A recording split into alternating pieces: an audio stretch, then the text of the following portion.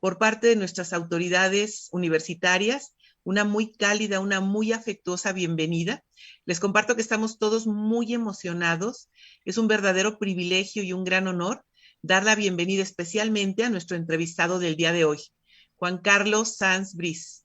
Juan Carlos, te agradecemos muchísimo, en verdad, tu valiosa y enriquecedora participación en este evento para nuestra comunidad educativa. También para todos los que participan, estudiantes, docentes, colaboradores y personas en general interesadas en este tema. También queremos felicitar y agradecer a Samantha Rodríguez del Río, orgullosamente nuestra estudiante de séptimo semestre de Ciencias de la Comunicación y fundadora y directora de The Voice of Silence, por esta extraordinaria labor en este proyecto de concientización sobre el Holocausto, con este objetivo de promover una cultura de empatía y de inclusión y la construcción de un mundo más informado, pacífico y tolerante. De igual manera, agradecemos a Jessica Lepe Pantoja, quien también participa el día de hoy, y a todo el equipo, que vemos que es más grande, de The Voice of Silence. Se dice que la historia es la memoria de la humanidad, y a veces pareciera que tenemos amnesia como género humano, pues se repiten experiencias de horror y muerte como el Holocausto. Poder conocer las historias de vida que dan testimonio de valor, de amor y de resiliencia, como esta que el día de hoy nos compartirán Sam en entrevista con Juan Carlos, no solamente genera en nosotros una mayor conciencia y empatía, sino que además debe llevarnos a ser actores corresponsables y promotores de un mundo más humano, más fraterno y más justo para todos, donde verdaderamente podamos dar motivos para vivir con fe y con esperanza en un mundo mejor. Muchas gracias a todos por su presencia. Sean cordial y afectuosamente bienvenidos. Y Sam, pues continuamos contigo. Tú nos das la orden del día y lo que sigue a continuación. Hola, muy buenos días a todos. Muchísimas gracias, maestra, por la oportunidad, por la presentación. Es un honor también para mí como pues alumna de La Salle el poder dirigir este evento tan importante. Como lo mencionó la maestra, pues yo llevo este proyecto que se llama The Voice of the Silence. Esperemos que disfruten esta entrevista, que nos haga reflexionar a todos. Y también estamos acompañados, como decía, de Jessica, que ella está con una organización llamada From the Depths español, que conmemora los justos entre las naciones, que ahorita vamos a aprender un poquito de qué significa eso, así como Diario Judío México, que también nos apoya en estas entrevistas. De verdad, un gusto y un saludo a todos aquí en YouTube, en Zoom, en Facebook, y esperamos que de verdad sea algo que puedan aprender mucho y reflexionar. Ahorita Jessica nos va a explicar un poquito de qué significa un justo entre las naciones en unos minutitos, y posteriormente vamos a empezar con la entrevista a Juan Carlos, que también le agradezco profundamente su presencia. Jessica, te doy la palabra.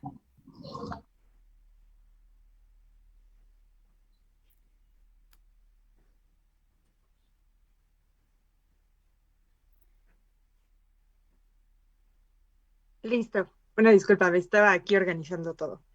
Muy bien, chicos, pues mi nombre es Jessica Lepe Pantoja, como ya mencionaron. Yo vengo por parte de la organización From the Depths y les quiero compartir qué es un entre las naciones de manera muy breve, ¿no? Entonces, vamos a ver, han sido llamados los Schindlers. Quien ha visto la lista de Schindler sabe de qué estoy hablando, ¿no? De este hombre que decide salvar a los judíos, pues nada más porque sí, porque sabe que es lo correcto. Entonces son personas no judías, los justos entre las naciones son personas no judías que arriesgaron su vida por salvar judíos. Y esto lo hicieron encubriendo o resguardando del enemigo a una persona que estaba en peligro de los nazis, ¿no? Y esto les podía costar su propia vida o la de su familia. Estaban expuestos a las redadas e interrogatorios constantes, y hay que resaltar que eran personas comunes y corrientes como tú y como yo.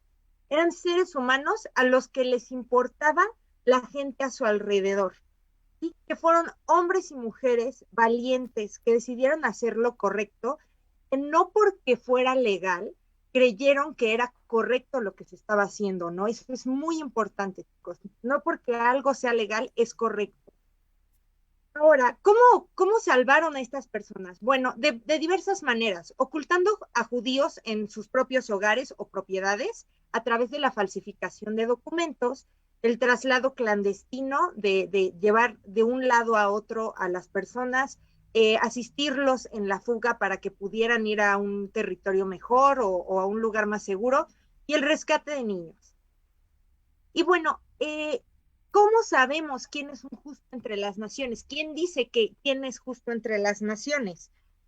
Bueno, es un título oficial otorgado por el Instituto Yad Vashem en Israel, en nombre del Estado de Israel y del pueblo judío a no judíos que arriesgaron su vida por salvar judíos durante la Segunda Guerra Mundial.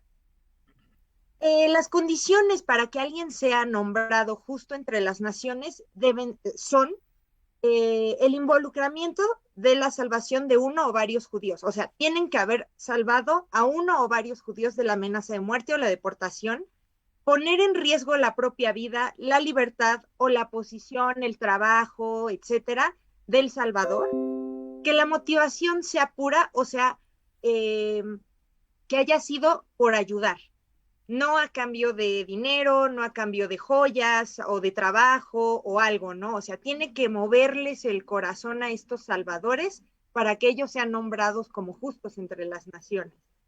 Y bueno, además la existencia testimonial o documental que compruebe la naturaleza del rescate y sus circunstancias.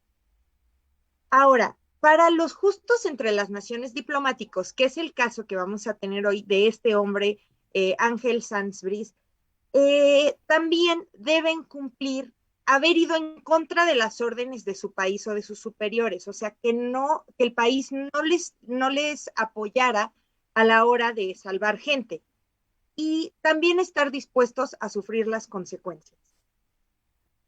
Bueno, después de una serie de investigaciones, revisando que se cumplan todos estos requisitos, estas personas son reconocidas como justos entre las naciones, se les da una medalla y un certificado de honor, y su nombre es agregado al muro de honor en el Jardín de los Justos del Yad Vashem.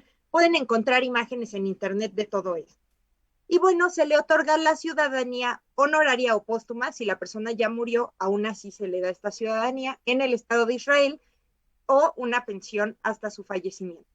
Cualquiera puede presentar la petición para volver a alguien justo entre las naciones. Aquí vemos el diploma de honor.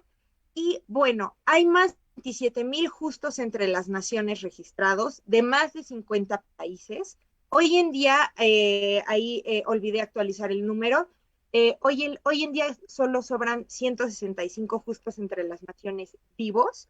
Y bueno, hay que aprender del ejemplo de estas personas, aprender de su resiliencia, de su valor, del coraje por defender la vida y la dignidad de las personas sin importar las consecuencias, sin importar su religión, su ideología. Al final, todos somos personas.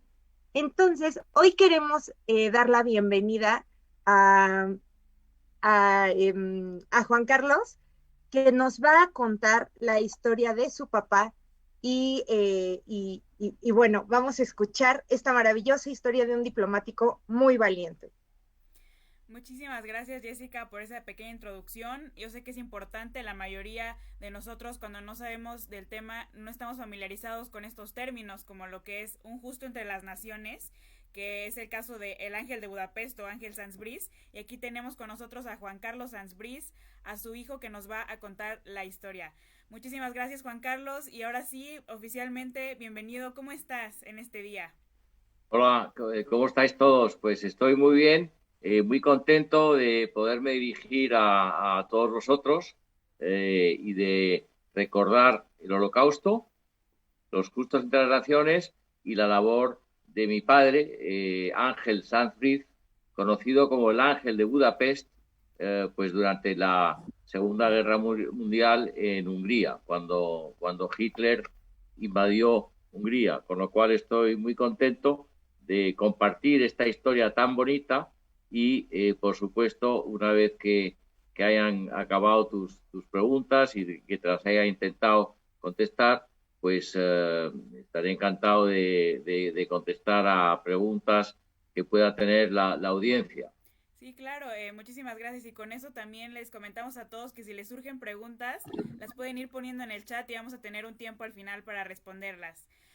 Bueno, queremos empezar a saber un poquito de la vida de El Ángel de Budapest, de tu papá, que nos cuentes un poquito primero de pues su origen, ¿no?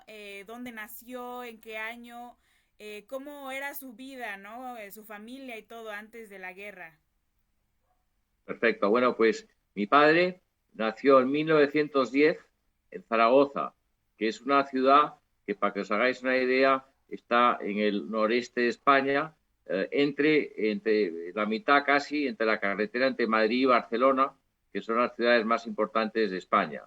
Entonces, mi padre nació en una familia de empresarios. Mi abuelo era un empresario, se dedicaba a temas de propiedad inmobiliaria y pues tenía otros negocios. Y desde muy joven mi padre quiso ser diplomático.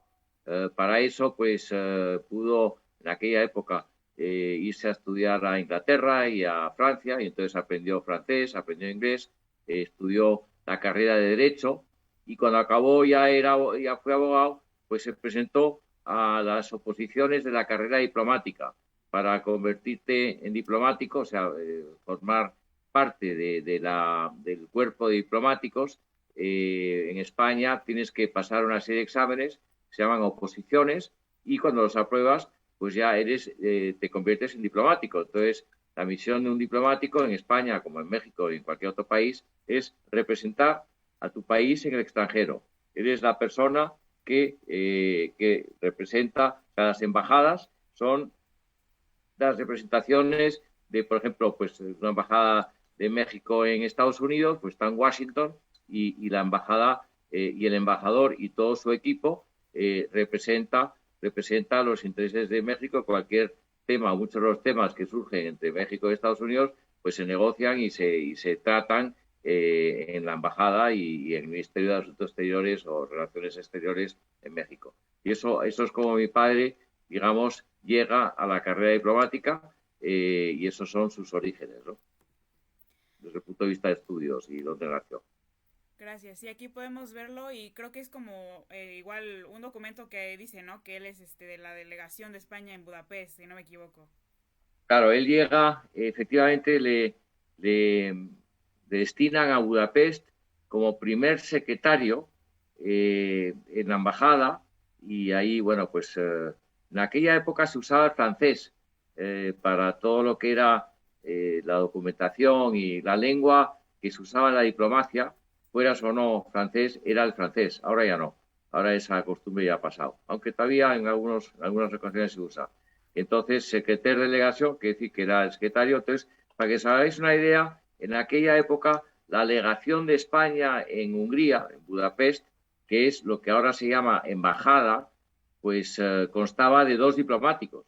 Uno que era el embajador, que era el jefe, que era un señor con muchísima experiencia, que tendría, pues, en aquella época 60 años, y luego destinaron a mi padre, que en aquella época tenía 32 años y que era el junior, era el que ayudaba al embajador, era una persona que no tenía experiencia, y que muy pronto, que luego lo hablaremos, después de que Hitler invade Hungría, Franco, jefe de Estado en España, retira al embajador de España en Hungría, que era el jefe de mi padre, que era el señor Mugiro, le llama a consultas a España, y entonces se queda mi padre con 32 años como máximo responsable de la embajada. Le nombran un puesto que se llama encargado de negocios, que significa que sin ser embajador,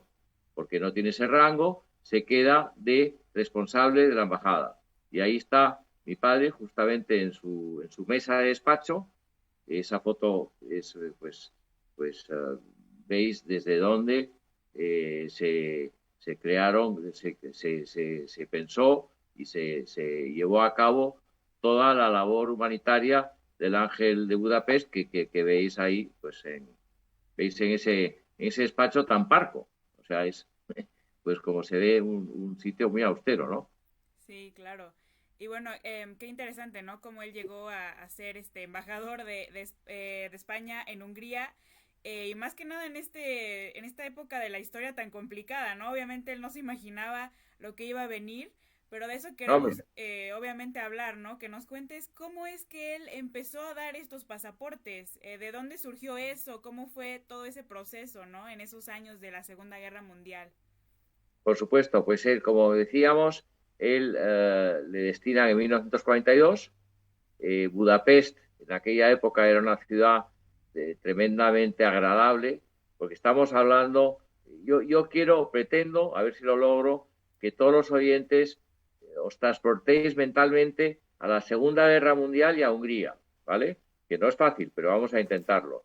Pues estamos en Hungría, Budapest, una ciudad maravillosa, muy bonita, hoy continúa siendo, siempre ha sido muy bonita la ciudad de Budapest, pero en aquella época, en la Segunda Guerra Mundial, donde todas las ciudades en Europa, o casi todas, estaban en guerra y era un horror vivir en ellas, pues Budapest tenía la suerte que por ser la capital de Hungría y por ser Hungría aliada de Alemania en la Segunda Guerra Mundial, bueno, pues la guerra no había llegado a Budapest. Entonces era una ciudad donde había víveres, donde se vivía bien, donde no había bombardeos y donde la vida pues era muy, muy agradable, como lo es hoy en día. Es una ciudad magnífica, Budapest. En aquella época también lo era. Entonces, todo esto cambia radicalmente cuando Hitler se entera que el regente de Budapest, jefe de Estado, a pesar de ser su país aliado a Alemania, que está manteniendo conversaciones secretas con la Unión Soviética para salirse de esa alianza con Alemania, para salirse de lo que se llamaba los países del eje, que eran pues principalmente Alemania, Italia y otros países como por ejemplo Hungría. Lo que quería el regente era salirse de la guerra porque ya estaban los soviéticos empezando a atacar Budapest para llegar a Alemania. Entonces Hitler se entera de esto y lo que hace es inmediatamente, a pesar de que Alemania era un aliado suyo, invade Hungría. ¿Por qué invade Hungría? Por dos razones principales. La primera es que Hungría era el último reducto de judíos importante que quedaba en Europa. Y entonces Hitler quería justamente invadir Hungría para exterminar a los judíos, cosa que no lo permitió nunca Regente. Regente no permitió nunca a Alemania exterminar a los judíos. Entonces, eso es lo primero que quería hacer Hitler. Lo segundo que quería hacer era parar la invasión de las tropas soviéticas que querían llegar a Alemania y bueno, pues estaban atacando, entre otros sitios, por Hungría. Entonces, en ese momento es cuando, como les decía, Franco, el jefe de Estado de España, retira al embajador, se queda mi padre a cargo de la delegación, responsable, y empieza a ver todas las atrocidades y cosas horrorosas que estaba cometiendo los alemanes con la comunidad judía, que las conocéis muy bien, pero básicamente pues esto consistía en que lo primero que hacían es que te suprimían todos tus derechos. Por ejemplo, pues vosotros que sois estudiantes de la universidad, pues no podríais ir a la universidad. Si eras judío, pues te prohibían ir a la universidad. Por supuesto, si ibas al colegio, tampoco podías ir al colegio, ¿no? Te expropiaban todos tus bienes, pues tus propiedades, tu casa, tus negocios. Te obligaban, como habéis visto en varias películas, a llevar siempre en tu ropa la estrella de David para poder identificarte, y te confinaban en guetos.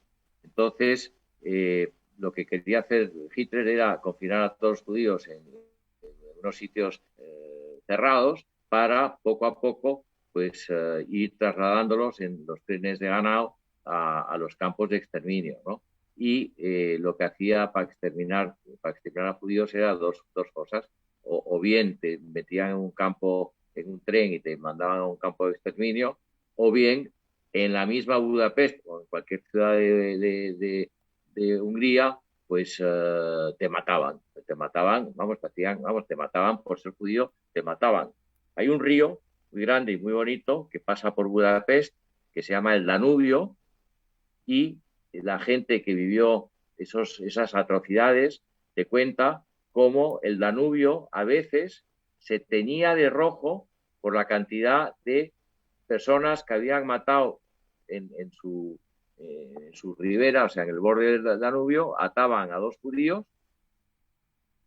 le pegaban un tiro a uno y empujaban a los dos empujaban a los dos al agua. Entonces uno ya lo habían matado con un tiro, pero el otro, el pobre, y perdonar que sea tan gráfico el tema, pero es lo que hacían, el otro se ahogaba porque se hundía, porque el que le habían pegado un tiro pues estaba muerto. Entonces así mataban a los judíos, eran asesinatos sumarios, por supuesto, de hombres, de mujeres, de ancianos, de ancianas, de niños y de niñas. O sea, un auténtico horror. Entonces, cuando mi padre presencia todas estas cosas, le horroriza, piensa que que esto no se puede hacer, obviamente, que hay que hacer todo lo posible por evitar, por parar esa barbarie, y pide instrucciones al Ministerio de Asuntos Exteriores, a sus superiores, les cuenta lo que está ocurriendo y le pide instrucciones sobre cómo actuar.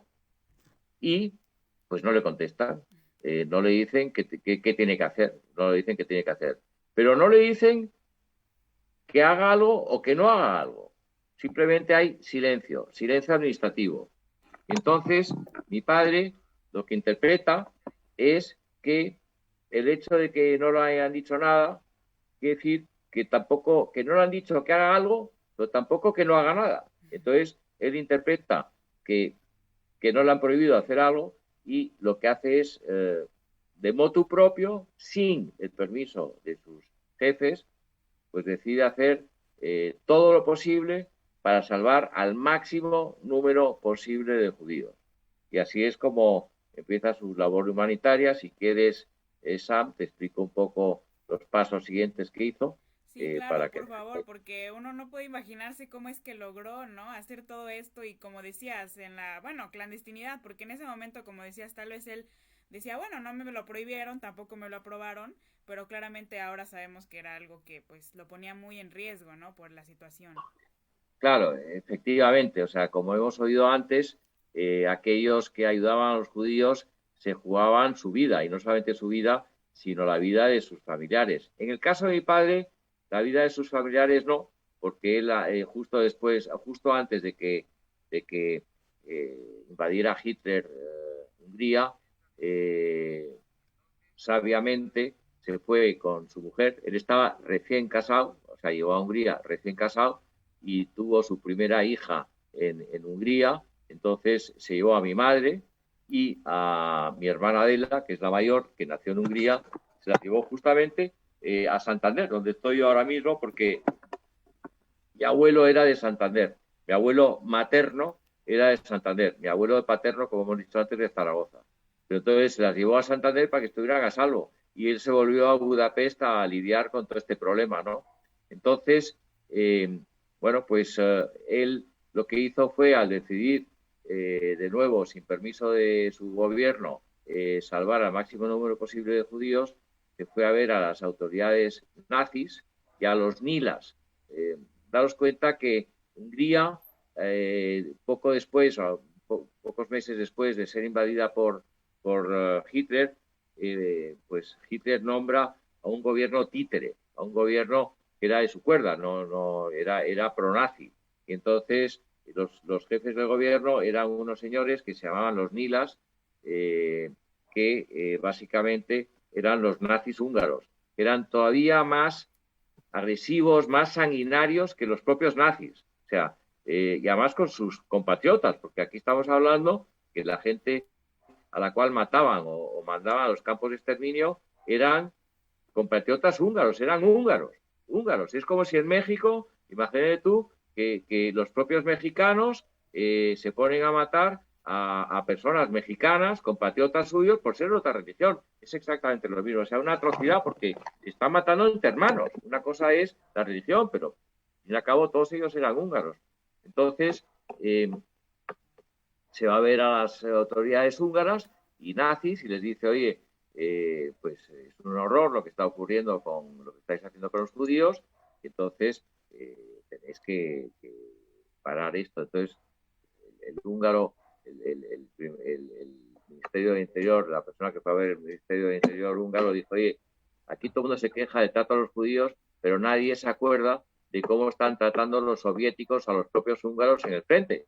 Entonces, ¿por qué no nos acordábamos de eso también? Entonces mi padre, que tenía mucha mano izquierda, dijo, no, pues tiene usted toda la razón y aquí tiene un donativo para que se lo mande a las tropas húngaras y bueno, pues que sirva para lo que sea.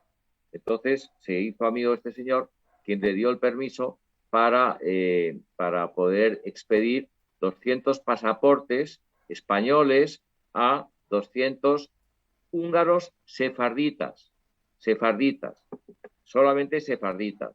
¿Por qué? Porque había una ley en España que permitía, ley que ya no existía, que ya estaba derogada, ya no tenía valor esa ley, pero había una ley en España que permitía a los descendientes de los sefarditas que pudieran tener un pasaporte español. Para haceros una larga historia corta, en el siglo XV los reyes católicos obligan a los judíos que vivían en España, que eran los denominados sefarditas, les obligan a convertirse al catolicismo o les obligaban a irse.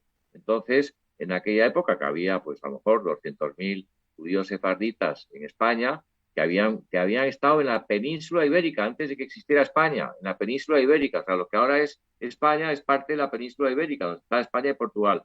Habían vivido los sefarditas en España desde época de los romanos.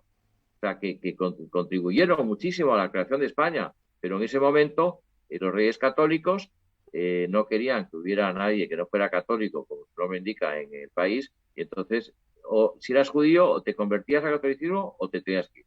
Entonces muchos se fueron.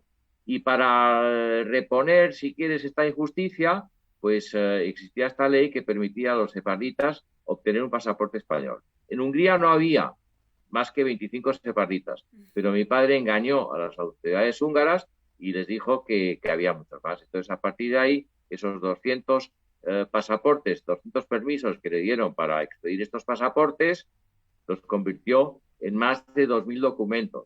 ¿Cómo hizo eso? Pues primero, en vez de dar los pasaportes a nombre individual, como se hace ahora y como se hacía siempre, una persona un pasaporte, pues él expedía pasaportes a familias enteras. Cuando no eran sefarditas, lo que hacía era expedir lo que se llamaba cartas de protección. De hecho, ahí tenéis una carta de protección. Entonces, lo que era muy importante era jamás sobrepasar el número 200, ¿vale? Entonces, porque si él tenía una inspección y le habían dado 200 permisos para 200 pasaportes, pues él lo que hacía es que estos documentos los numeraba pues 1A, 1B, 1C, 1D, 1E, en fin, así sucesivamente, para nunca sobrepasar el número 200. Y con esto, pues logró proporcionar 2.000 y pico documentos a judíos que no eran sefarditas, a los 24 o 25, todos los demás eran askenazi, y logró proporcionar documentos a todas estas personas para que se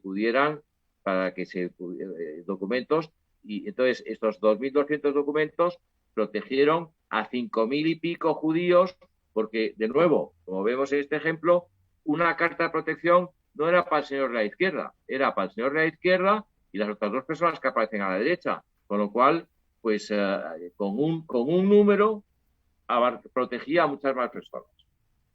Esa fue la gran estrategia, la gran idea que tuvo mi padre, que es primero obtener este permiso en base a una ley que no existía, pero les engañó, y segundo, les volvió a engañar cuando en vez de emitir 200 pasaportes, pues emitió 2.200 documentos que protegieron a 5.000 y pico judíos. Por otro lado, perdón. No, lo que iba a decir es que obviamente es una pues labor que uno no puede imaginar, increíble, y como tú mencionabas, ¿no? Que obviamente no solo en Hungría, sino en todos los países ocupados por los nazis, pues obviamente muchos de los mismos países traicionaban a los judíos, etcétera, ¿no? Pero como tu papá, incluso, pues obviamente no siendo judío ni nada, siendo católico, aunque todos los demás, tal vez muchas personas permitían que esto sucediera, ¿no? En Hungría, en Budapest, cómo él realmente se dio cuenta con su humanidad, ¿no? De lo que estaba sucediendo y dijo, tengo que hacer algo, no me puedo quedar así, ¿no?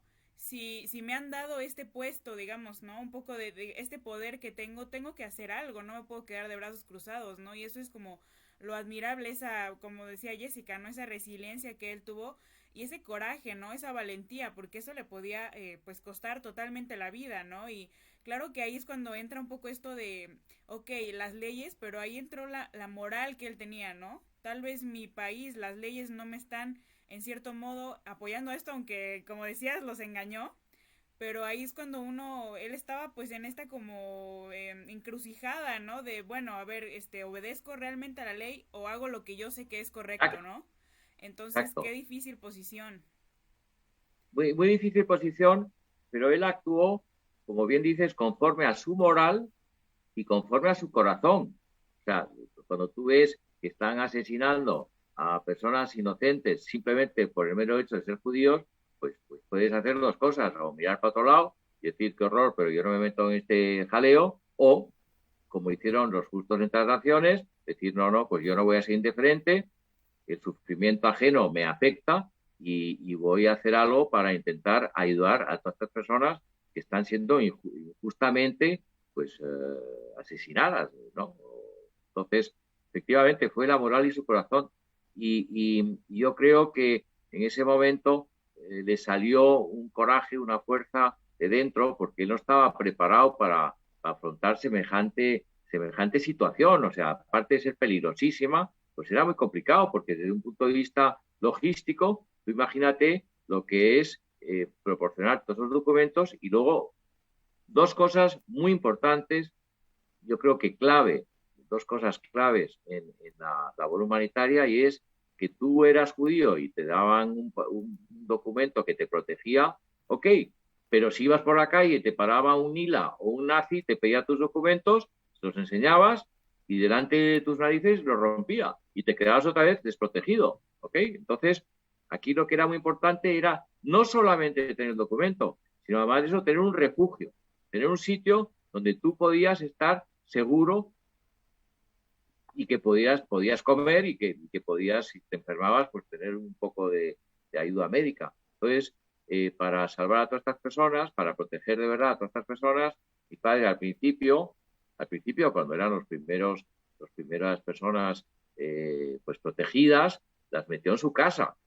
Pero claro, cuando ya eran muchos, ya no cabían en su casa. Entonces las metió en la Embajada de España. Y cuando tampoco cabían en la Embajada de España, porque estamos hablando de 5.200 personas, lo que decidió fue alquilar unos edificios donde los albergó y les proporcionaba comida, la que se podía, porque era época de guerra y de los víveres, así como antes de la guerra, antes de la invasión de Hitler, no faltaban los víveres en la comida en Budapest. Después de la invasión, obvio que era un problema obtener comida y medicina. Entonces tenía un pequeño equipo de personas que hacían la logística y que llevaban la comida y las medicinas a todas esas casas para que todas estas personas que estaban en unas condiciones malísimas pudieran pues sobrevivir, ¿no? Y la tercera punto, un tema muy importante es que cada casa tenía un portero, tenía un guardián, de día y de noche. De tal forma, los nazis o los nilas entraban a la casa para sacar a un refugiado, mi padre se enteraba porque el portero le avisaba.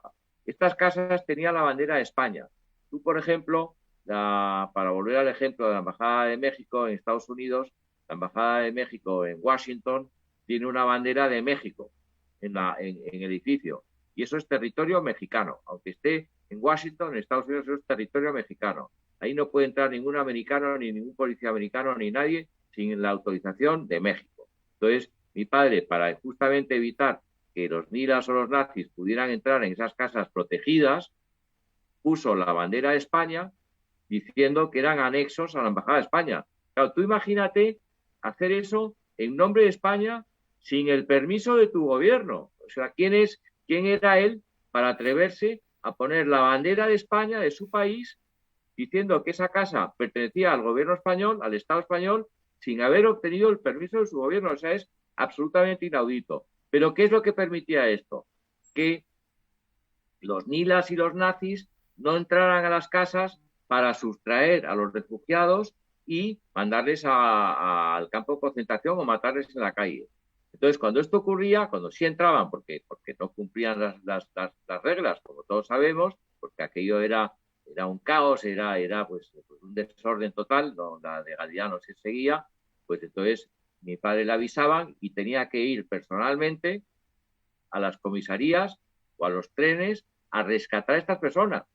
Y ahí se encontraba pues con situaciones muy complicadas, porque vete tú a las 3 de la mañana a una comisaría en Budapest con unos policías nazis y con la Gestapo y con los Nilas y con toda esta gentuza, que vas tú a rescatar a una persona que ellos quieren matar y que les empiezas a explicar que esa persona te la tienes que llevar tú para la Embajada de España y ahí te pueden pegar un tiro y no pasa nada, no se entera nadie de nada. O sea, las balas silbaban, vamos, como por todos lados. Entonces era peligrosísimo, peligrosísimo, pero los rescataba y los volvía a meter en las casas protegidas y se salvaban. Entonces, eso en grandes rasgos, eso fue lo que hizo. No, la Y a mí, verdad, pues sí, una labor. y me gustaría Claro. Perdona que te interrumpa, pero me gustaría, que creo que es muy importante para que entendáis su esfuerzo, que todo esto lo hizo. En aquella época ya tenía 34 años, ¿vale? O sea, a los 34 años, jovencísimo, recién casado, con una hija recién nacida y con otra hija que venía de camino. O sea, cuando él estaba empezando su propia vida, arriesgó la suya y la de su familia, bueno, la de su familia no, pero vamos, su vida, pues para salvar a otras personas. Y también arriesgó su carrera diplomática porque estaba actuando sin el permiso de su gobierno y bueno, pues todo esto, pues porque actuó conforme le indicó su moral, conforme le indicó su corazón y conforme él pensaba que tenía que actuar la gente de bien. Tenía que actuar así y hacerlo de otra forma, pues estaba muy mal. Sí, no, y es una labor, la verdad, o sea, titánica, porque incluso no solamente era firmar pasaportes y todo, que igual eso era súper cansado, porque firmar 2000 documentos y todo esto, pues, pero aparte de eso, como dices, arriesgar su vida, en cierto modo, su familia a su cargo, y aparte tener que invertir recursos en estas casas, ¿no? Porque es una historia súper peculiar que él compraba, ¿no? Esos edificios para poder... No los Bueno, compraba, no, no. corrígeme, los rentaba No, o... pero él lo que hacía era, pues, los alquilaba. Los rentaba, claro. No se sabe, no se sabe a ciencia cierta si con sus fondos o no, porque él sí tenía recursos económicos y en aquella época era muy barato alquilar un edificio en Budapest, sobre todo en la Embajada de España, porque para el propietario era como una garantía de que ese edificio era mejor tener de inquilino a la Embajada de España que a otro inquilino, ¿no? Pero bueno, vamos a ver, pero sí, efectivamente, perdona, te he interrumpido. No, está muy bien. Bueno, entonces ya después de todo esto que, bueno, fueron 5000 personas, ¿no? Aproximadamente judíos que salvó gracias a estos pasaportes. ¿Qué consecuencias tuvo en su vida? ¿Qué pasó con él, ¿no? Por haber hecho esto, que obviamente lo tuvieron que haber descubierto, ¿no? En algún punto.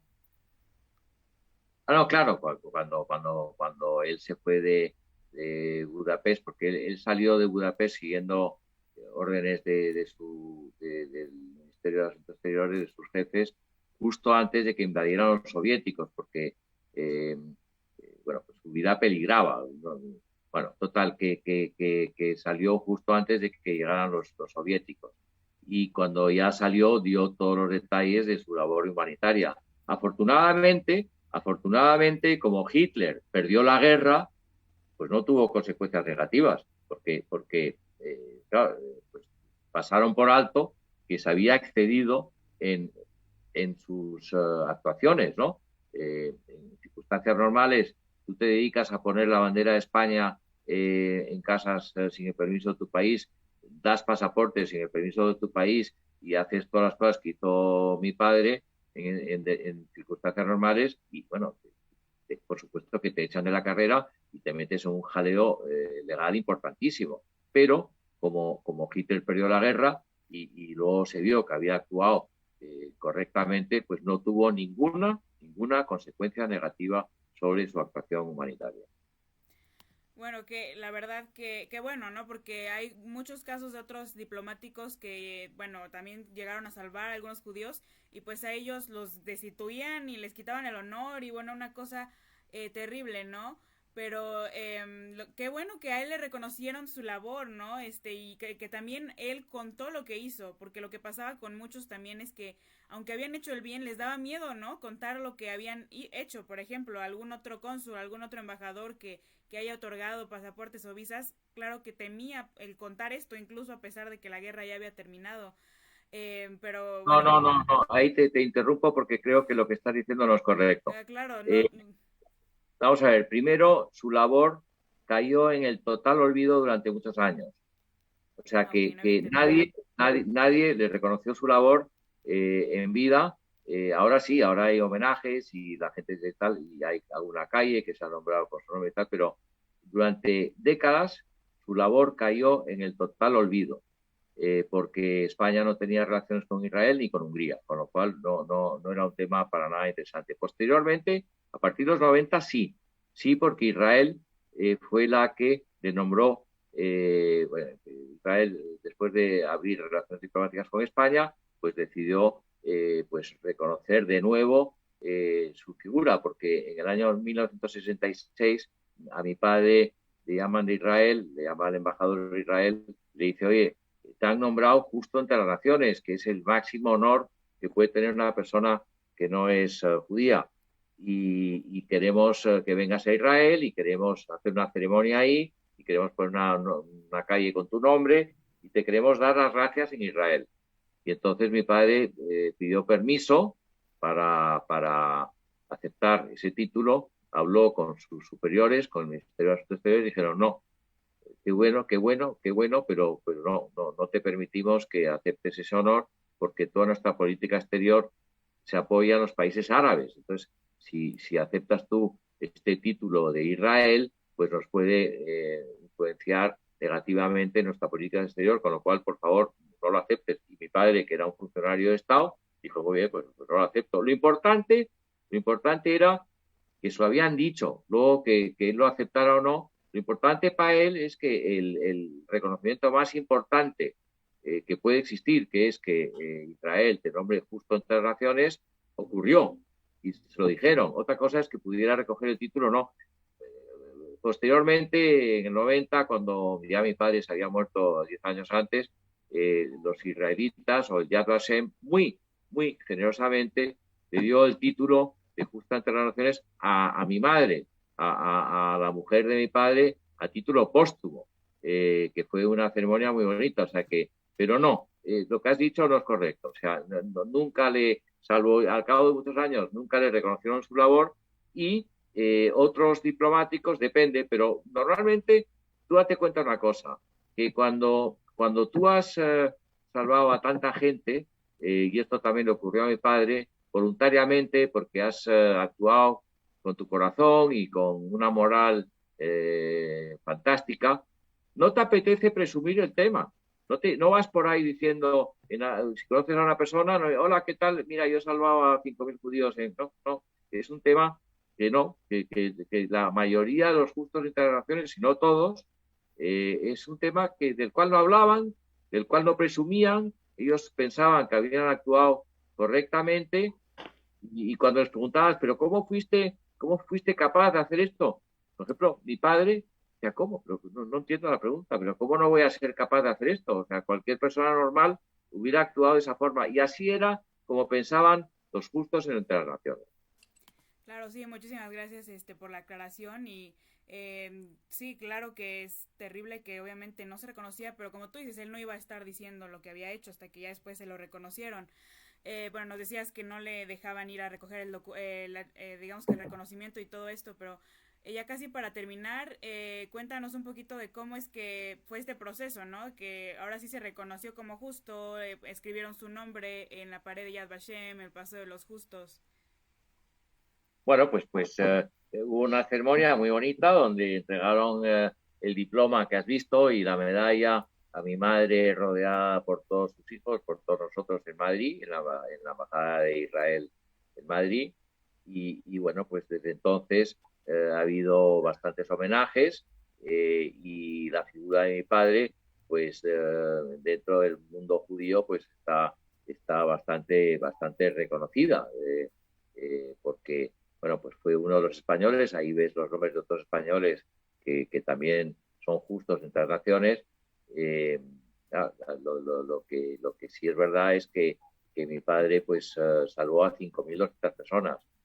Ese soy yo hace poco, justamente en el Yad Vashem, en Jerusalén. Entonces mi padre salvó a 5.200 personas, lo cual es una cifra altísima, altísima, y hoy se calcula que aproximadamente entre los salvados y los descendientes de los salvados, que más de 50.000 personas han vivido, 50.000 personas, que es una barbaridad, han vivido gracias a la labor humanitaria del Ángel de Budapest. Claro, ¿no? Los descendientes de todos aquellos que él salvó, pues son como ese resultado, ¿no? Y la mayor, digamos que satisfacción y de que pues se salvaron vidas humanas, que para él contaba una a una, como decías, que él iba personalmente a salvar a alguno que se lo querían llevar los soldados. Creo que por ahorita mi última pregunta para pasar con la de los alumnos sería, ¿tú cómo te sientes al ser el hijo del Ángel de Budapest? ¿Y cómo es que tú tomaste esta responsabilidad de contar su historia? Bueno, yo me siento muy orgulloso, yo y toda mi familia, y mis hermanas y toda mi familia, nos sentimos tremendamente orgullosos de haber tenido un padre que actuó de esa forma en esos momentos tan difíciles y tan peligrosos, muy orgulloso. Pero lo que creo es que nuestro deber es, y lo hacemos todo el tiempo, una hermana y yo especialmente, nos dedicamos muy a menudo a dar charlas a alumnos en colegios y también en universidades, porque pensamos que la gente, que el holocausto se podrá perdonar, pero nunca olvidar, nunca olvidar. Entonces, qué bien que se perdone, pero no se puede olvidar. Y tenemos que aprender todos de la lección del holocausto, porque se ha hablado mucho del holocausto y todos hemos visto muchas películas y, en fin, pero el ser humano no ha aprendido y los genocidios siguen ocurriendo y siguen ocurriendo. Entonces, eso es una cosa que no podemos permitir. Entonces, yo creo que hay que hablar del holocausto, hay que hablar hay que hacer todo lo posible para que las personas y sobre todo la gente joven sea consciente de lo que ocurre en los genocidios, ¿no? Y bueno, pues después del holocausto, no sé si os acordaréis, pero hubo un genocidio brutal en Camboya, en Asia, después en Ruanda, en África, Yugoslavia, o sea, a 100 kilómetros de Venecia, donde tantos turistas van y que es una ciudad que tanto nos gusta, pues también hubo un pequeño genocidio hace poquísimos años, ¿no?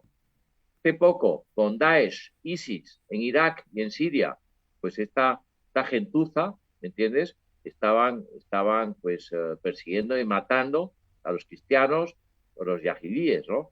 Y luego, pues, más recientemente, Myanmar, Birmania, ahí están los rohingyas, están siendo perseguidos. Ya no te quiero ni contar lo que está ocurriendo en China hoy con los uigures, ¿no? Entonces, claro, te dice que sí, qué horror el holocausto, qué horror tal, pero no hemos aprendido y estas situaciones se están repitiendo por todo el mundo. Entonces, yo creo que es muy importante que la gente joven, que son los que van a dirigir las cosas dentro de muy poco, los que están en la universidad o en el colegio, tienen que ser conscientes de los genocidios, de las atrocidades que pasan en los genocidios, y tienen que ser conscientes que que si alzas tu voz contra los genocidios, a lo mejor los puedes parar. De hecho, se ha demostrado cómo en Birmania, con los rohingyas, en Myanmar, con los rohingyas, cuando toda la comunidad internacional empezó a meter presión, pues las autoridades pararon su genocidio, ¿no? Y también, por ejemplo, con ISIS, Daesh, en Irak y en Siria, bueno, eso se arregló de forma bélica. O sea, los rusos y los americanos pelearon contra ISIS y aniquilaron a ISIS. Entonces, hay que hacer lo posible para que esas situaciones no se vuelvan a dar. Primer punto. Y segundo punto. Nosotros nos gusta hablar de las justas interacciones, por supuesto también de mi padre, porque creemos que todos nosotros tenemos un justo entre las naciones dentro, pero hay que despertarle, pero no hay que esperar a que Hitler invada Hungría para despertarse y aniquile a los judíos, no, hay que despertarle todos los días. O sea, por ejemplo, los niños que van al colegio, en las clases, si ven bullying, tienen que despertar a ese justo y enfrentarse con la gente, con los niños, los otros niños que están haciendo bullying contra un chaval o una chavala, ¿me entiendes? Tienen que enfrentarse y decir, oye, eso no lo haces y esto lo paras. Y no actuar como hace la mayoría de la gente, que es que mira para otro lado y que es indiferente. Pues no. Entonces, yo creo que ese es el legado que tenemos, y por eso pues nos dedicamos bastante a menudo a dar charlas en los colegios, en las universidades, para intentar propagar esto, ¿no? Divulgar esto, y que entre todos se respeten los derechos humanos más elementales. Claro, yo creo que es una historia que, como decías ahorita, nos inspira a todos a hacer el bien, ¿no? Cuando vemos estas situaciones que no son justas para Exacto. nada, el poder ser valientes, ¿no? Y hacer algo al respecto dentro de nuestras posibilidades. Bueno, muchísimas gracias. Ahorita vamos a pasar un tiempo de preguntas y respuestas con los alumnos, pero antes de eso, y en lo que van pensando, ya tenemos por ahí una pregunta en YouTube, pero también si alguien quiere hacer una pregunta de verdad, póngala en el chat, le podemos incluso dar la palabra. Mientras eso, queremos poder tomar una foto de todos nosotros. Entonces, los que puedan prender su cámara, nos gustaría mucho tomar la foto, también que Juan Carlos pueda pues conocer, ¿no? A quienes lo están escuchando. Entonces, bueno, ahí estoy viendo, creo que están por ahí prendiendo sus camaritas para que tomemos esta foto. Y mientras tanto pueden escribir ahí una pregunta, o bueno, también pueden levantar la mano ahorita que demos espacio a esta sección. Bueno, nada más quería saludar especialmente, aquí tenemos al señor Luis Opatovsky, que es sobreviviente del Holocausto de un campo de concentración, que nos visita, para que también ahí lo puedan ubicar. Ok, estoy viendo que están ya prendiendo por ahí sus cámaras. Yo sé que no todo el mundo puede hacerlo, pero sí nos gustaría poder ver a la mayoría. A ver, voy a dar un minutito más para poder tomar la foto. A ver, es que siguen prendiendo ahí su camarita. Ok. Mientras nos vamos peinando, Sammy. Claro, maestra. Bueno, creo que ya tenemos aquí a bastantes con la cámara prendida, muchas gracias. Entonces voy a tomar aquí una captura y luego también se las paso, maestra, para que las tenga. Entonces voy a contar para que todos salgamos ahí viendo la cámara. 1, 2, 3. Otra más porque somos aquí bastantes en la siguiente pantalla. 1, 2, 3. Y bueno, las demás ya no tienen por ahí camarita, pero pues aún así voy a tomar foto para tener pues aquí el registro. Y muchas gracias a los que tienen por ahí la cámara. Entonces vamos a pasar este tiempo de preguntas y respuestas. Ahorita yo voy a leer una que nos pusieron en YouTube en la transmisión de La Salle, pero quien tenga aquí una pregunta puede levantar la mano y le damos la palabra con gusto para que se la pregunte a Juan Carlos. Bueno, esta primera pregunta que nos hicieron en YouTube es de Estrella Martínez y pregunta: ¿su padre o ustedes como su familia llegaron a tener contacto y agradecimiento con personas o familiares que él ayudó?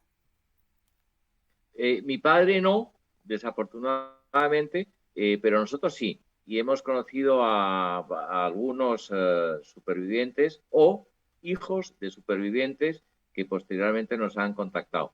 Yo hace poco estuve en Budapest en un acto homenaje a mi padre y se me acercó una señora después de unas palabras que pronuncié ahí, y vino con un papel que era justamente la carta de protección que había salvado a su madre y por lo tanto a ella, que tenía en ese momento 9 meses, y bueno, pues fue muy emocionante, ¿no? Pues fue muy emocionante lo que ocurrió, ¿no?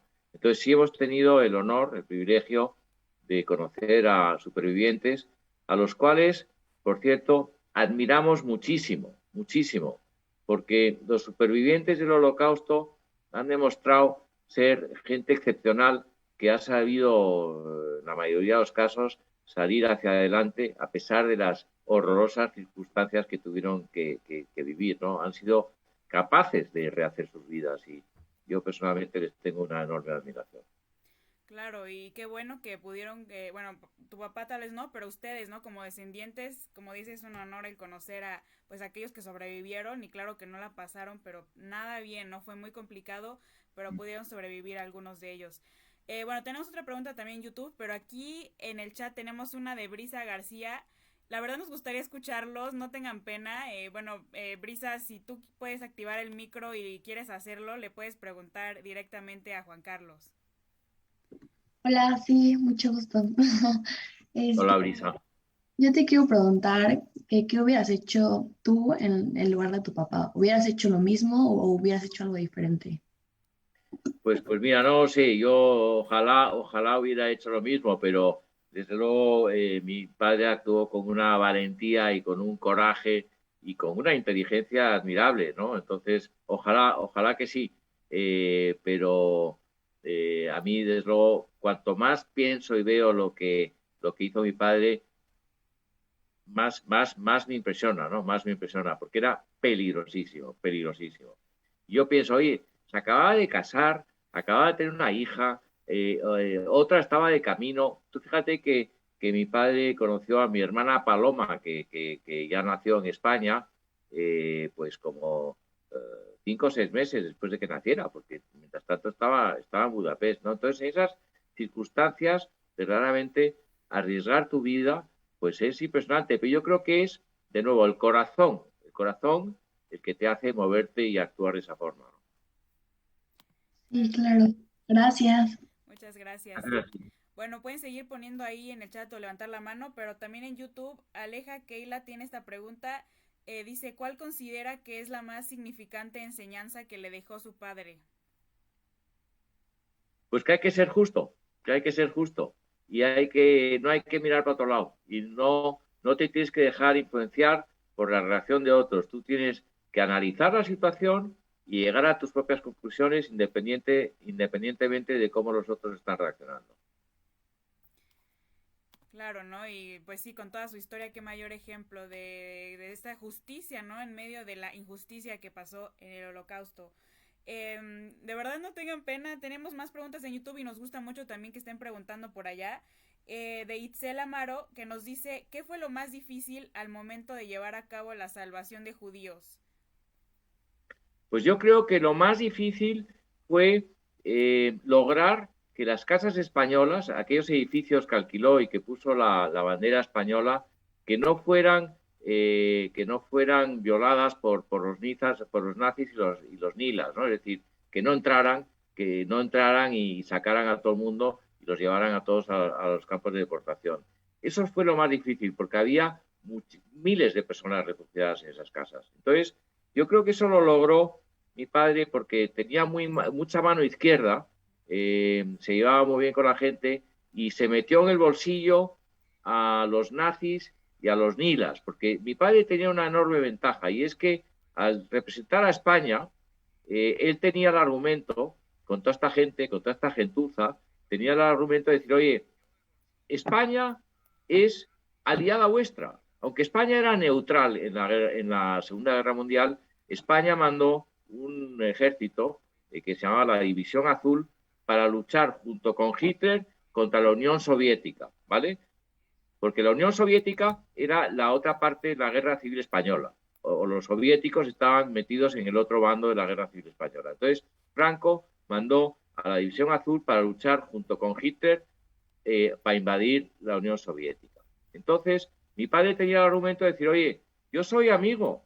Mi jefe de Estado ha mandado unas tropas para luchar con vosotros contra los soviéticos, con lo cual respeta las casas españolas. Y toda esa gente que está ahí está protegida por España. Y como España es aliada vuestra, respetar esas casas. Entonces, eso permitió que esas casas, bueno, sí sufrían redadas, pero muchísimas menos redadas que otras, justamente porque mi padre convenció a los nazis y a los niras que por favor respetaran las casas españolas.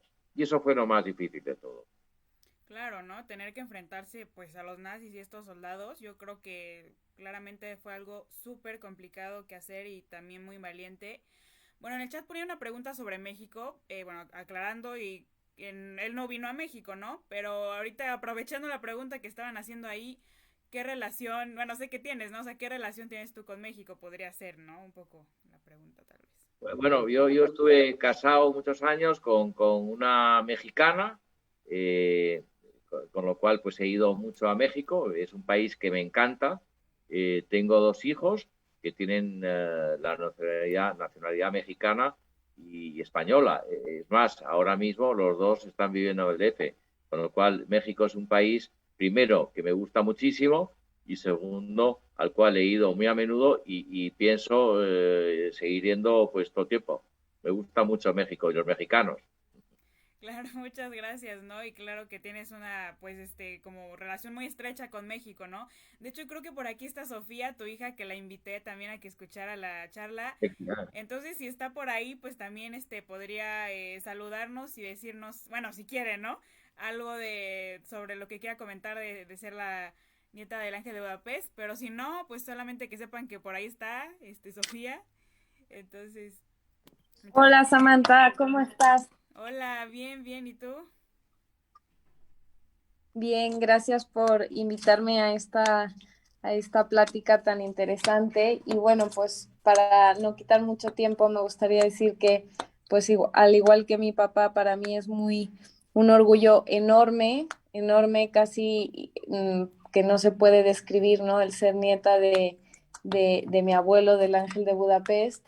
Y que concuerdo con mi papá en el sentido que creo que es muy importante pues seguir contando esta historia para que atrocidades así en el mundo pues dejen de pasar, ¿no? Y podamos prevenir esto. Y sí, la verdad que es muy emocionante y muy, muy increíble poder decir que mi abuelo fue pues una persona tan justa y tan humanitaria.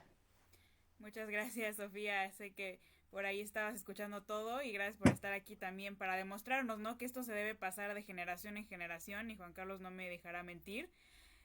Muchísimas gracias por tus palabras. Tenemos otra... Gracias. No, gracias a ti por estar. Tenemos aquí otra pregunta, creo, en el chat. Ah, no, es un comentario. Bueno, muchas gracias. Ahí que están diciendo saludos desde la Ciudad de México. Con el problema actual de Afganistán, no existe el pensamiento de que podría ser usted con el ejemplo de su padre. Bueno, no sé, si es pregunta, creo que sí es pregunta. Bueno, si quieres, Luz, más bien tú puedes hacer la pregunta para que se entienda un poco mejor. Si es que es una pregunta y luego pasamos aquí con una que hay en YouTube y con Ana Belén que tiene la mano levantada. Bueno, si quieres hacer la Luz, adelante. Hola, buenos días desde la Ciudad de México.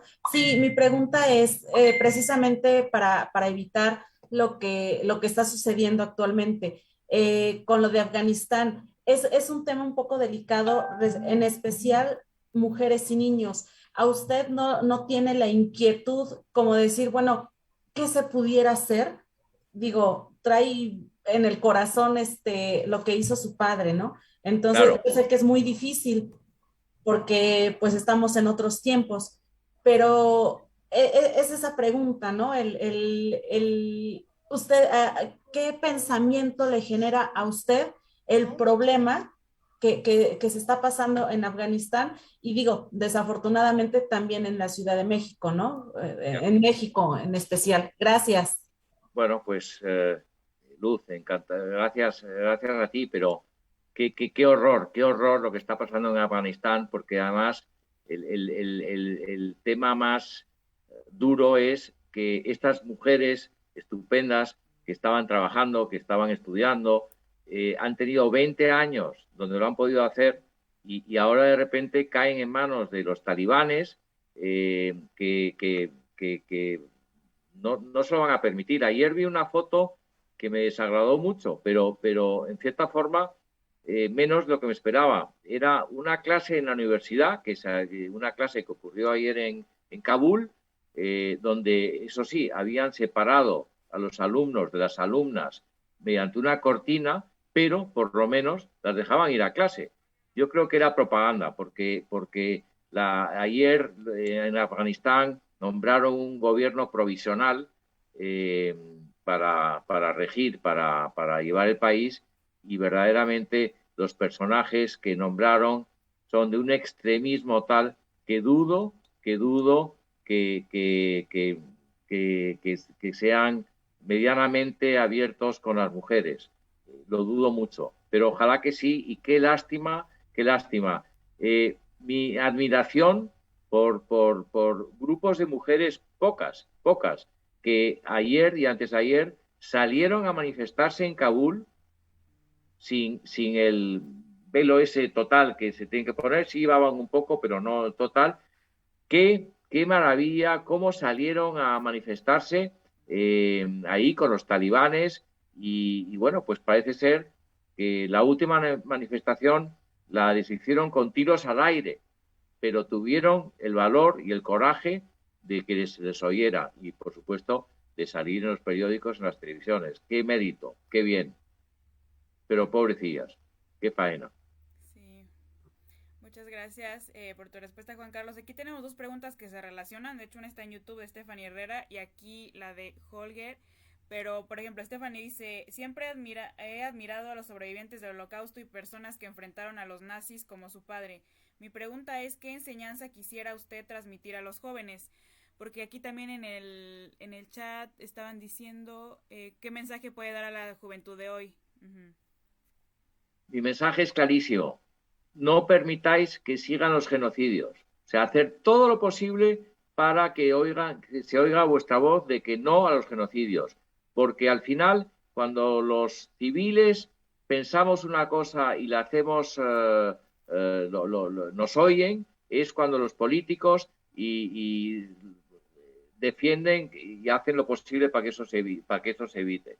Por ejemplo, con el tema de Birmania, está clarísimo que a raíz de todas las manifestaciones que hubo contra el tema de los rohingyas y todo lo que se habló de ello, pues se movilizaron, por ejemplo, pues el Papa, jefes de Estado, etcétera, etcétera, para poner presión al gobierno birmano para que acabaran con ese genocidio. Por cierto, aquí estamos hablando de genocidios y son genocidios, pero afortunadamente nunca han llegado a la magnitud que tuvo el Holocausto. En el Holocausto murieron 6 millones de judíos y si incluyes a personas que no eran judíos, 10. O sea, fue brutal. Entonces, todos estos genocidios que estamos nombrando fueron tremendos, pero pues no llegaron a las cifras escalofriantes del Holocausto, ¿no? Claro, sí, no es comparable para nada hablando de números, pero sí el poder aprender, prevenir, ¿no? Que suceda algo parecido. Teníamos otra en YouTube, pero antes estaba levantando hace rato, digo, no sé si ya no tiene la pregunta, pero había una persona que, Ana Belén, tenía la mano levantada. Bueno, si quieres hacer la pregunta, lo puedes hacer. Si no, hago la pregunta que está por ahí en YouTube. Sí, todavía tengo la duda. Bueno, es que la verdad a mí me asombró bastante el momento en el que él estaba diciendo de los peligros, ¿no? Los riesgos que corría pues su padre al momento de pues querer ayudar a toda esta gente. Entonces yo me pregunto si en algún momento hubo un detonante o un punto crucial en el que él haya querido o sentido que tenía que desistir de su objetivo, o si siempre se mantuvo firme a él. No, siempre se mantuvo firme y yo creo que incluso cada vez más firme, porque a medida que avanzaba, a medida que pasaban las semanas de la ocupación nazi y que aumentaban las deportaciones y los asesinatos sumarios, la situación se volvía más peligrosa y salvaba a más gente. Con lo cual yo creo, cuando ya te metes en esa situación, ya aceleras al máximo, ¿no? Y ya no piensas en los riesgos y lo único que tienes que hacer es cumplir tu objetivo.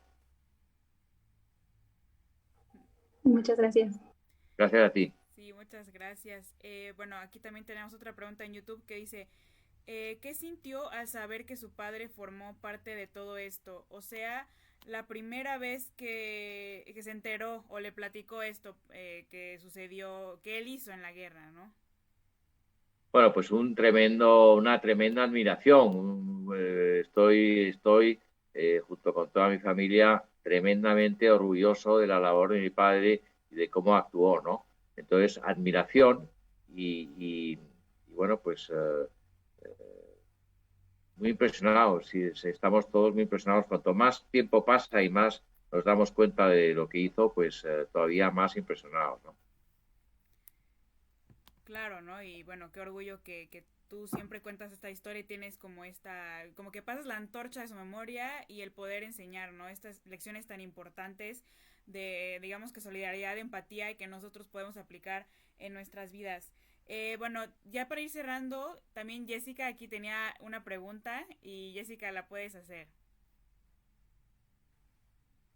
Bueno, también me gustaría comentarle a los chicos que están en esta sesión que para ser grande en lo grande hay que ser grande en lo pequeño, ¿no? Entonces, ahorita estamos viviendo una época muy complicada, pero ustedes, más que abstenerse de hacer el mal, hagan el bien en sus casas, en la calle, esto no sé, no provocar el bullying como nos dijo Juan Carlos, ¿no? Pero mi pregunta va más bien hacia otro lado. ¿Hay alguna película o libro donde se cuente la historia de su padre y que nosotros podamos ver o leer? Por supuesto, hay una película muy bonita que yo creo que es, y Sophie sabe dónde se consigue, yo no, pero Sophie, mi hija, sabe dónde se consigue. Se llama El Ángel de Budapest y se puede conseguir gratis, no sé en dónde, ahora nos lo dirá ella. Yo le mandaré a Samantha el link para que lo pueda compartir.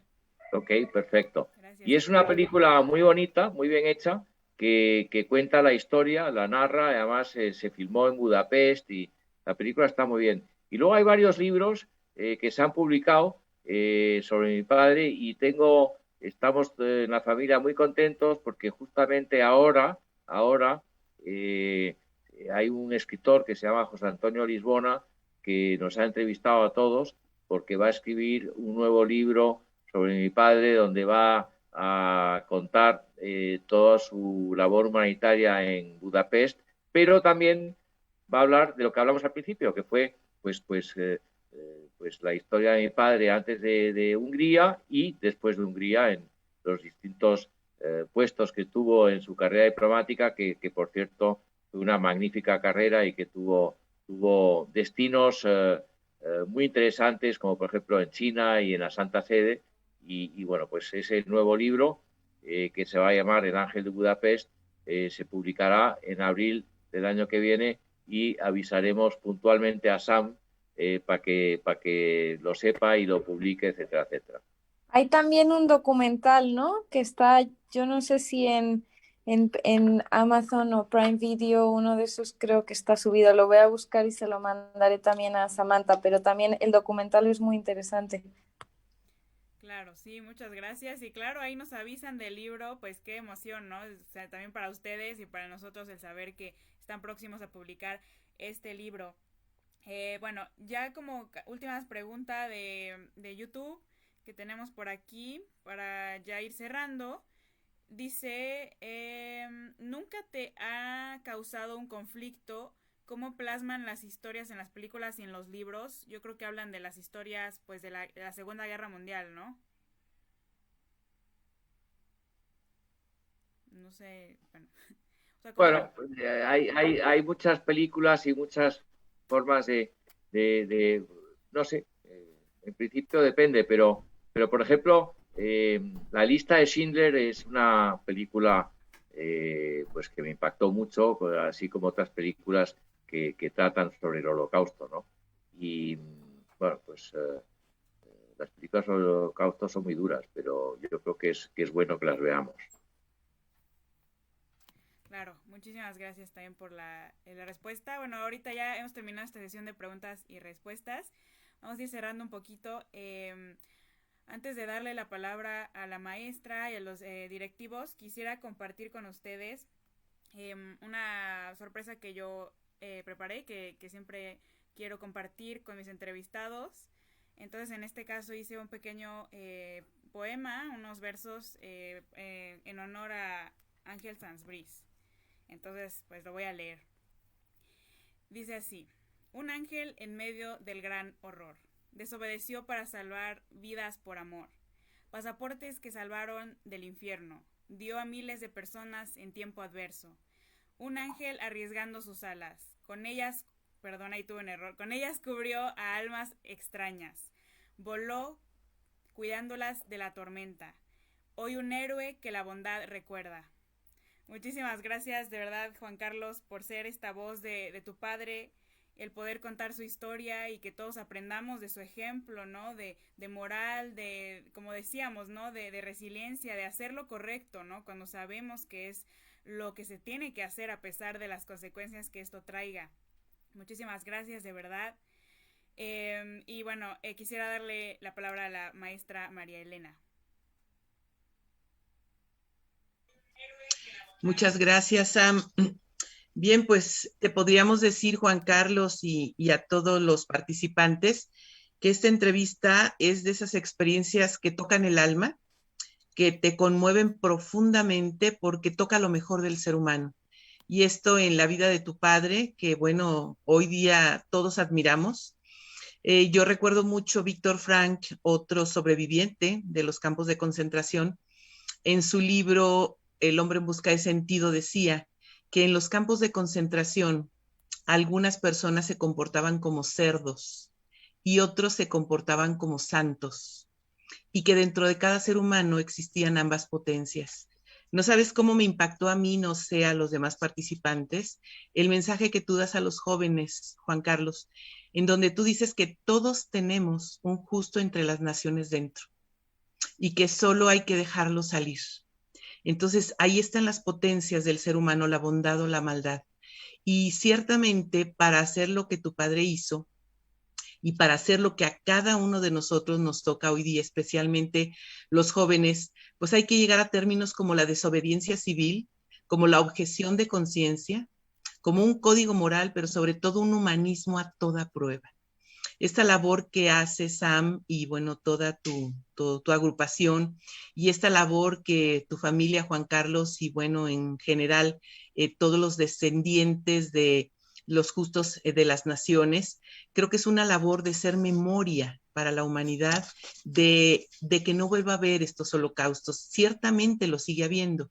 En México hay un museo que así se llama, Museo de la Memoria y la Tolerancia, que pues deben conocer, y que justo de eso se trata, de ser la memoria para la humanidad, para que esto nunca vuelva a pasar, que esta barbarie de alguna manera pueda ser un parteaguas para que la humanidad no vuelva a caer en eso.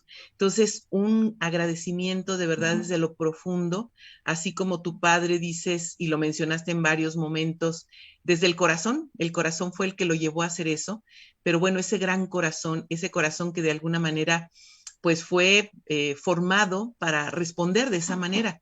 Y eso es lo que nos toca a cada uno, formar el corazón para que ante situaciones que la vida nos interpele, podamos dar esa respuesta valiente, esa respuesta resiliente. Entonces, agradecemos profundamente este mensaje que das, en especial pues a todos nuestros jóvenes, a toda nuestra comunidad educativa, y recordar siempre esas palabras. Créeme que a mí en lo personal me quedan grabadas, que todos tenemos un justo entre las naciones dentro y que hay que dejarlo salir y que además hay que formarlo para que pueda dar respuesta, porque si no puede quedar oculto y no mostrarse, y la humanidad requiere de todos esos justos.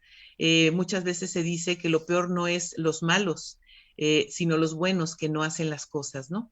Entonces, muchísimas gracias. Queremos, a nombre de nuestras autoridades educativas, lo muestro ahorita en pantalla, pero bueno, te lo haremos llegar, Juan Carlos, este reconocimiento que a la letra dice, reconocimiento a Juan Carlos Sanz Briz por su valiosa participación en la entrevista El Ángel de Budapest, héroe en medio del Holocausto. Indivisa Manen, Cuernavaca, Morelos, a 8 de septiembre de 2021, y lo firma nuestro rector, el doctor José Francisco Coronato Rodríguez. Y también queremos hacer un reconocimiento, y aquí lo muestro, ese sí te lo haremos llegar en persona, Sam, en cuanto nos veamos.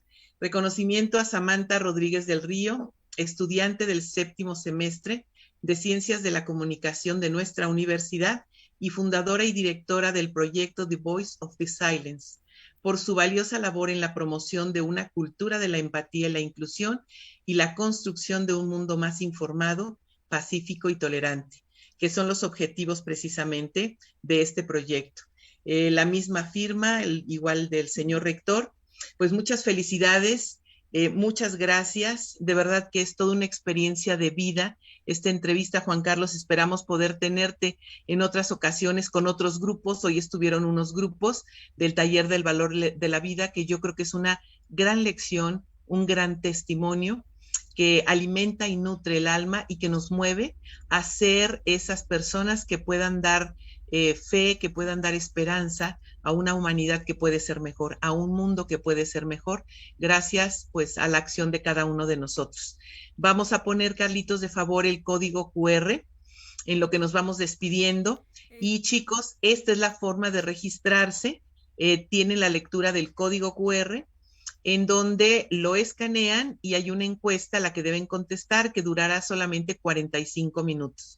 Y mientras lo dejamos, el código QR, que a veces tarda un poquito en leerlo, si gustas, Juan Carlos, decir algo más para finalizar, Sam, de igual manera, si gustan compartir algo más.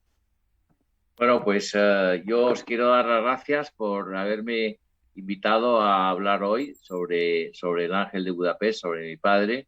Me han gustado muchísimo las preguntas y bueno, pues para mí siempre es un honor participar en estas charlas y entonces,